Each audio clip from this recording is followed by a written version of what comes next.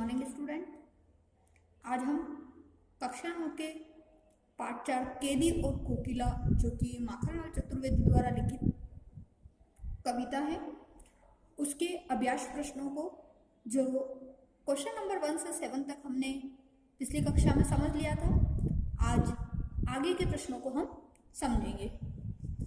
कवि के स्मृति पटल पर कोयल के गीतों की कौन सी मधुर स्मृतियां अंकित है जिन्हें अब वह नष्ट करने पर तुली है।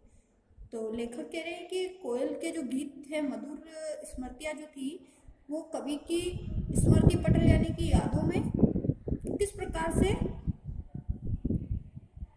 समाहित थे, जिन्हें वह अब नष्ट करने पर तुली है। कौन? कोयल।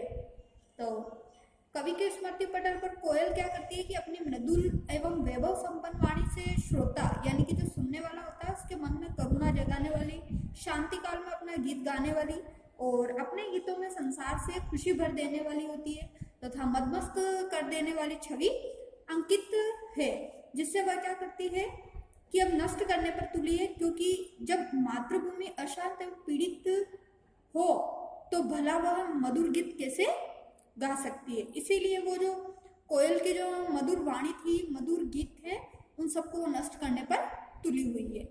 उसका सोचना यह था कि मेरे मातृभूमि इतनी पीड़ित है, उसकी रक्षा करना आवश्यक है, वो अशांत है, तो मैं इतने मधुर गीत कैसे गाऊं। क्वेश्चन नंबर 9, हथकड़ियों को गहना क्यों कहा गया। तो हथकड़ियों को गहना इसलिए कहा गया है क्योंकि कवि ने कवि क्या है, स्वतंत्रता सेनानी है और उसने देश की स्वतंत्रता के लिए आवाज उठाई और मातृभूमि की सेवा के लिए उसने मातृभूमि की सेवा का संकल्प लिया। परंतु अंग्रेजों ने उन्हें क्या कर दिया, बंदी बनाकर हथकड़ी पहना दी। तो मानो ऐसा लगता है कि वह उन्हें स्वतंत्रता के उपहार में वो चीज मिली तो किसी आभूषण से कम नहीं। तो यही उनकी मातृभूमि की सेवा का फल था, जो कि स्वतंत्रता प्राप्ति के लिए हथकड़ियां उन्होंने क्या कर लिया, गहना समझकर स्वीकार कर लिया। क्वेश्चन नंबर 10, काली तू एक काली, इन पंक्तियों में काली शब्द की आवृत्ति से उत्पन्न चमत्कार का विवेचन कीजिए।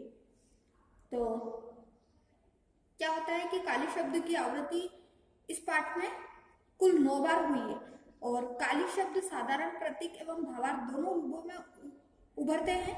जैसे देखो यहाँ पर कितनी बार प्रयुक्त हुआ है, काली तू रजनी भी काली, शासन की करनी भी काली, लहर काली, कल्पना काली, मेरी काल कोठरी काली, टोपी काली, कमला काली। तो इस प्रकार से 9 बार इस शब्द का प्रयोग हुआ है। और सरल शब्द का जो सरल एवं सार्थक अर्थ अभिव्यक्त हुआ है कि शासन, जो कि अंग्रेजी शासन है, उसकी करनी यानी कि उसके कर्म, उसके द्वारा किया गया अत्याचार भी क्या है, काला है। और वो जो काल कोठरी में यानी कि कारागार में रह रहा है, वो भी एक प्रकार से काला है, क्योंकि वहां पर भी अत्याचार किया जा रहा है। तो काली शब्द साधारण अर्थ में भी प्रयुक्त हुआ है, प्रतीकात्मक अर्थ में भी प्रयुक्त हुआ है। फिर काली शब्द का जो अर्थ है वो है बुरे कर्म, और काल कोठरी काली का अर्थ क्या है, बुरी अवस्था में कैद खाने में रखना। फिर काली लहर, जो कि अंग्रेजों की हुकूमत है, और कल्पना काली से क्या है कि बुरे विचार है उनके मन में। और काली शब्द का जो बार बार प्रयोग कर कवि ने क्या किया है कि अपने आसपास और देश के ऊपर छाए संकट का उल्लेख किया है। अपने देश में जो अत्याचार हो रहा था अंग्रेजों के द्वारा, वो हमें बताया है ताकि जनता उसके प्रति जागरूक हो सके। क्वेश्चन नंबर 11, काव्य सौंदर्य स्पष्ट कीजिए। काव्य में क्या क्या होता है, छंद होते हैं, अलंकार होते हैं।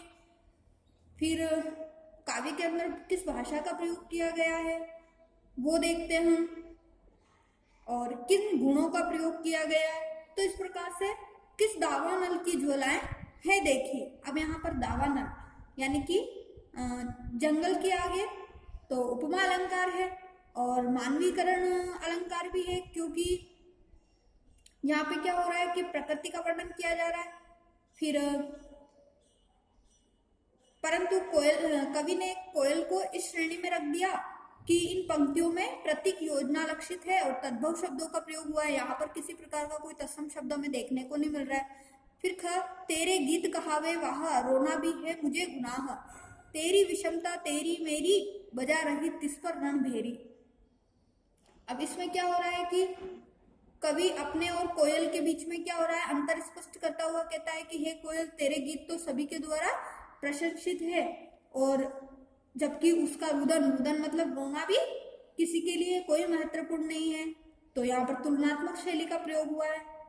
फिर तेरी मेरी और रणभेरी में क्या हो रहा है, तुकांत शब्द आ रहे हैं यहाँ पर, और मानवीकरण का प्रयोग भी किया गया, अनुप्रास अलंकार है, ठीक है, तेरी मेरी इस प्रकार से, और अनुप्रास अलंकार का प्रयोग हुआ है।